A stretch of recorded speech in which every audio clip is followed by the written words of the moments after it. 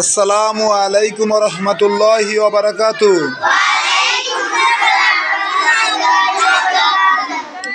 তোমাদের গতকালকে যে পড়াটা ছিল সেটা হচ্ছে রেইন রেইন গো অ্যাওয়ে ছড়াটা, তাই তো?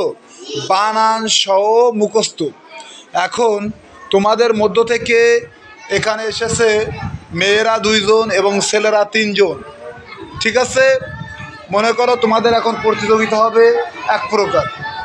এখন এই যে 5 জন এখানে দাঁড়িয়েছে, এরা ছড়াটা বলবে এবং কি করবে, সেই ছড়াটার বানানো ধরলেই ওরা বলে দেবে, ঠিক আছে?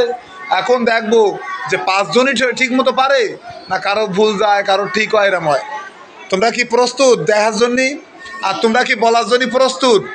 মাশাআল্লাহ। তা কথা বাড়াবো না, আমি এখন চলে যাব এক এক করে তোমাদের কাছে। আরমান, তুমি বলো তো, এই যে রেইন রেইন গো অ্যাওয়ে এইটের প্রথম যে নামটা আছে ছড়াটার, সেই ছড়ার নামটা একটু বলো তুই। মাশাআল্লাহ। হাসাইন, তুমি ছড়ার প্রথম লাইনটা বলো দিন। তুমি দ্বিতীয় লাইনটা বলো। তুমি তারপরের লাইনটা বলো। তুমি শেষের লাইনটা বলো। মাশাআল্লাহ, তোমরা কিন্তু ছড়া বলে দিছো। আমি এবার আবার এই পাশটা ধরতে তো ওই পাশে যাবো।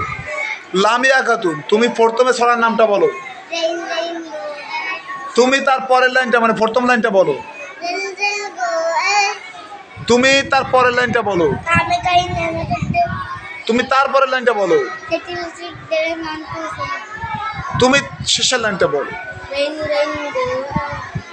তাহলে তোমরা কিন্তু এই পাশ থেকে ওই পাশ থেকে ছড়া পাইরে গেছো। এইবার আমি একটু বানান জিজ্ঞেস করবো, পারবা তো ইনশাল্লাহ? দেখা যাক। এপাশে আরমান খান, তুমি বানান করো দি রেইন। তুমি বানান করতো গো। তুমি বানান করতো অ্যাওয়ে। তুমি বানান করো তো কাম। তুমি বানান করতো এগেইন। তারপরে তোমার আরেকটা ধরবো, তুমি এগেইন বানান করেছো, তাহলে অ্যানাদার বানান করতে পারবা? বলো দিন। তুমি ডে বানান করতে পারবা? বলো তো। তারপরে তুমি চিলড্রেন বানান করতে পারবা? তুমি লিটিল বানান করতে পারবা? করো তো। তুমি বানান করতে পারবা যে লিটিল চিলড্রেন ওয়ান্ট বানান করতে পারো? Want, WAN।